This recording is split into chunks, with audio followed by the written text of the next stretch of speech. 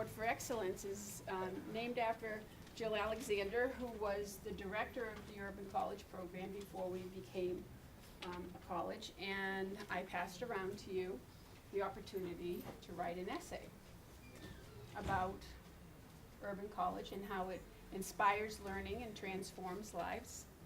And some of you took me up on that opportunity. And it's not an easy thing to do when you're doing finals and trying to get your portfolio together and trying to do everything you're supposed to do. And I got some wonderful essays, but there was one that touched the hearts of the committee. And I would like the person who won the award, if she would please, to read her essay for you. Brandy Lambert.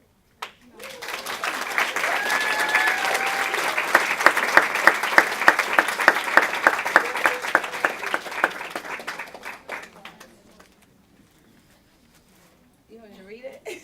Can you? Yeah. Nervous. Okay, You're good. Huh. you can do it. Oh my gosh.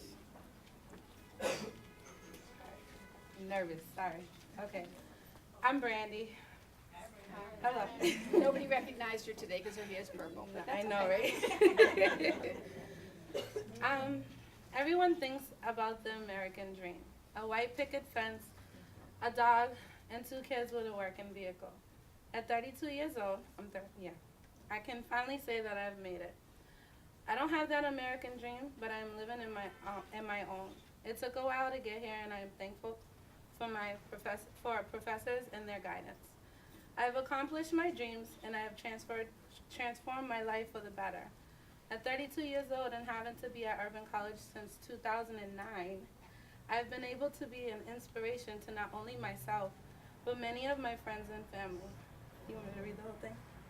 It's up to you. When I look back 10 years ago, I can remember at 22, I was kicked out of the only place I had called home. I was working 2 jobs, and because I didn't feel it was necessary to pay my mother rent, my mom placed all of my stuff outside in her hallway. My 11-year-old was 2 years old at the time, so I decided to keep him in a safe place. So he stayed with my mother. It wasn't safe for me. It wasn't safe for me, but it was for him. I guess I overstayed my welcome. For about 4 months, it was a struggle for me. I had to live in my car for about a month and a half. All my friends were not there. If and when I had made enough money, I used it to pay for a hotel room, to be able to shower and watch television. 3 months of being on and off the streets, I saved enough money for an apartment, which felt good. It was a 3-bedroom apartment for about $1,000, and I was sitting pretty. When I got a roommate, he was consistently late. I ended up having another challenge. I got rid of him and paid all by myself. At the age of 27, I was pregnant again, and not ready at all to have another child. My mother didn't tell me to get rid of the child. She just thought that I made another bad choice. Our relationship still was about the same. We had no communication and no bond. I would have loved to move back to our house, but the way I was kicked out the first time, I wasn't going to allow that to happen again, not for a second time. I lost my job that helped pay for my apartment when I was 9 months pregnant, so then came another move, but then this next move was to a hotel and then to a shelter. To be able to sleep at a hotel, I had to lie and say that I slept in the streets with my child. The wait to even get placed in a shelter was the longest process ever. I walked into the DTA office and I told them I had nowhere to sleep, and I said the 3 words that I would never thought would come out of my mouth. I am homeless.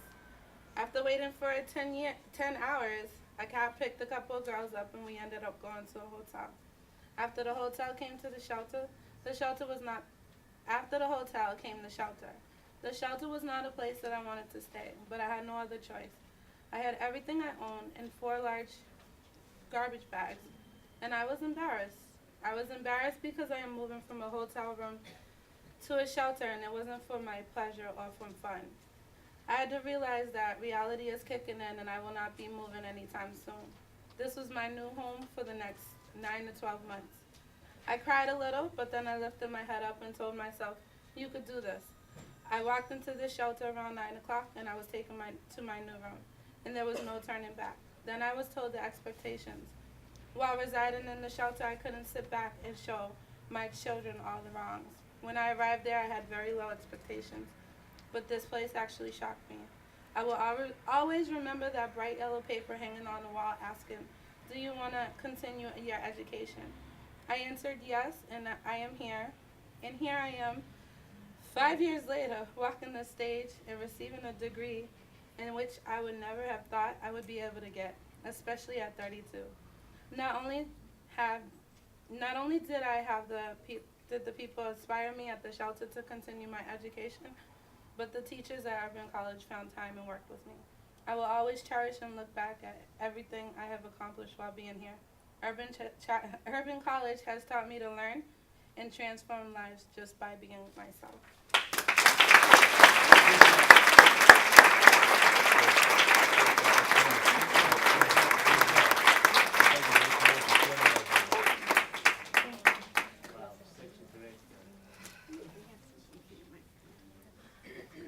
I mean, that's remarkable to get up in front of your peers and express your life story to everybody. So let's have another round of applause.